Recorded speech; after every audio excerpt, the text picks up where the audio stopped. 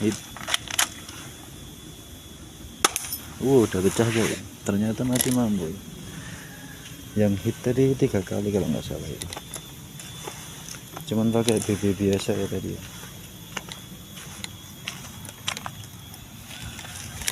Versi optimasi inbar masih originalnya, pakai BB berserat ini masih bisa jebol, berarti termasuk lumayan ya produknya ini. Cuman dirapetin kompresi saja udah jos banget, jebol, mantap.